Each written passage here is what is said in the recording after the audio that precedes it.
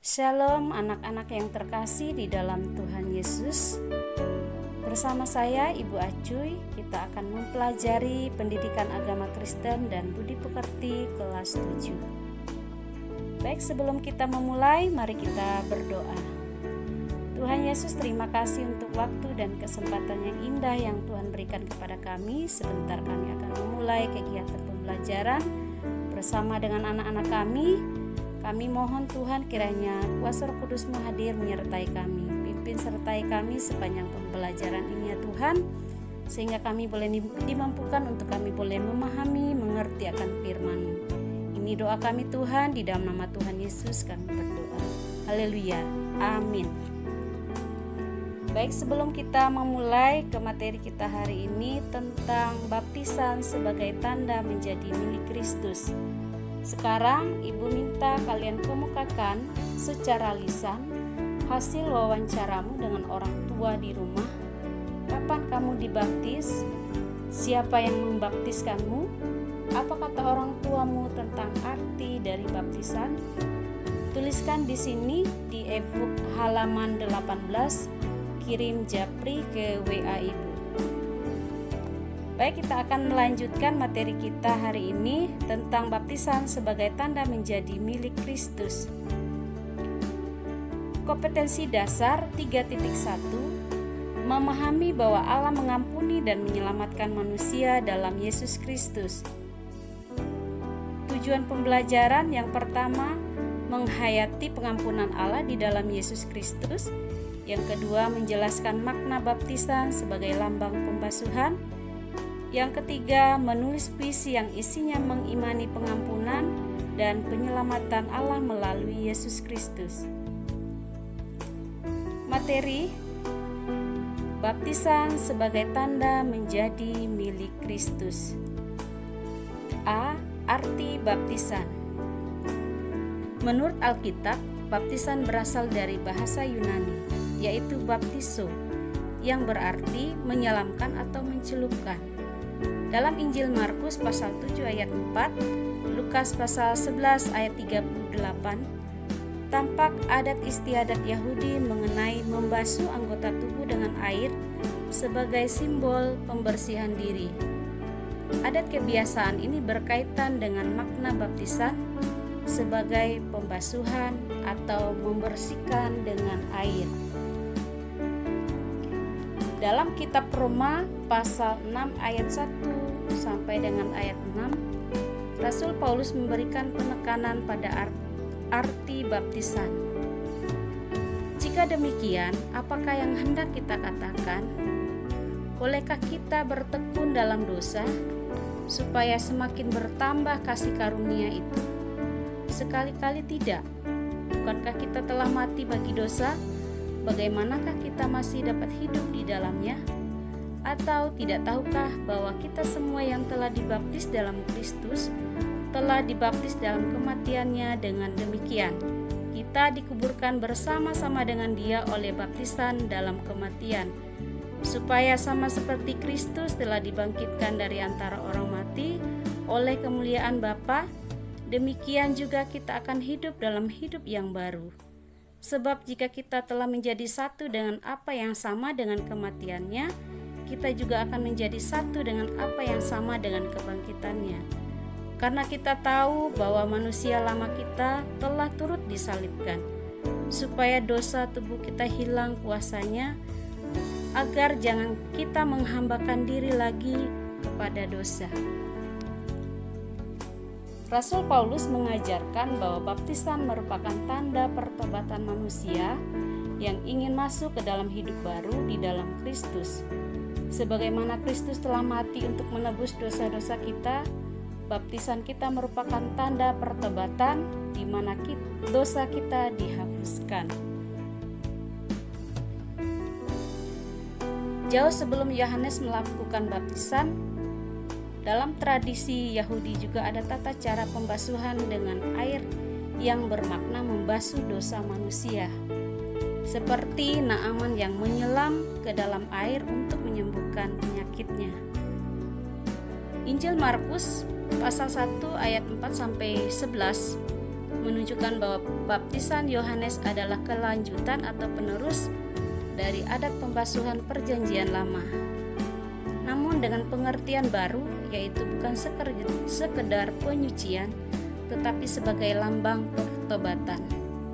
Dalam Kisah Para Rasul pasal 19 ayat 4. Untuk menerima pengampunan dosa, Lukas pasal 3 ayat 3. Silakan nanti kalian membaca Alkitabnya di rumah. Yohanes mengatakan dia membaptis dengan air, tetapi Yesus membaptis dengan Roh. Yesus sendiri datang untuk dibaptis oleh Yohanes. Mulanya Yohanes ragu, tetapi Yesus harus memberi nubuat mengenai dirinya. Kita masuk ke dalam baptisan Yohanes. Baptisan Yohanes adalah baptisan pertobatan yang dilakukan di Sungai Yordan. Sebenarnya, orang Yahudi yang hidup jauh sebelum zaman Yohanes Pembaptis pun sudah mengenal adanya baptisan, yaitu melalui adat pembasuhan, seperti yang dilakukan oleh Nabi Elisa terhadap Naaman. Adat pembasuhan Perjanjian Lama lebih mempunyai arti sebagai penyucian diri, sedangkan baptisan Yohanes bersifat eskatologis menuju kepada Kristus yang akan membaptiskan dengan Roh Kudus.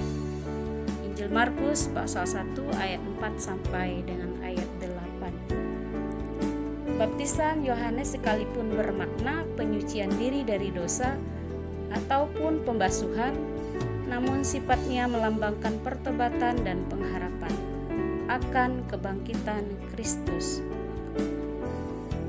Yang kedua, baptisan anak-anak. Gereja mengakui dan melaksanakan baptisan anak dari usia bayi dan baptisan dewasa.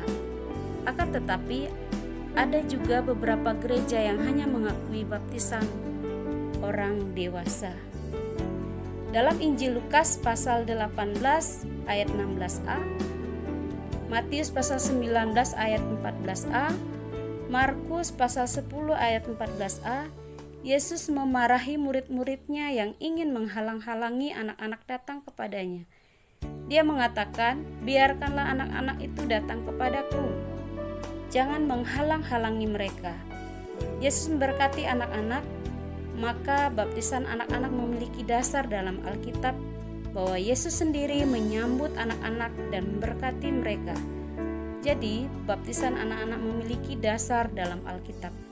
Begitu pula baptisan orang dewasa di dalam Injil Matius pasal 28 ayat 19 sampai 20. Yang selanjutnya, baptisan merupakan perintah Yesus.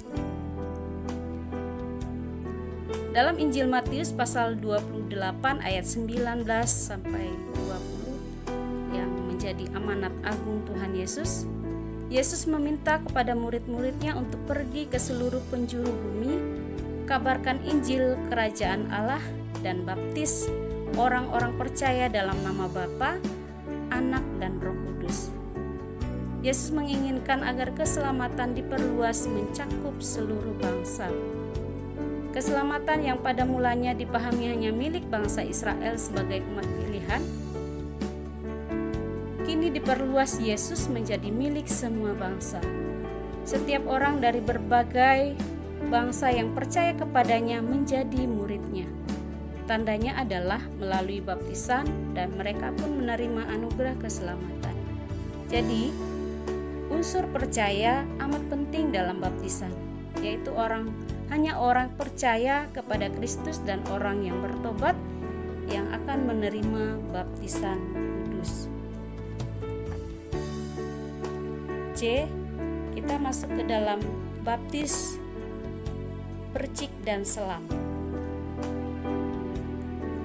Alkitab tidak memberikan penekanan pada baptis tertentu.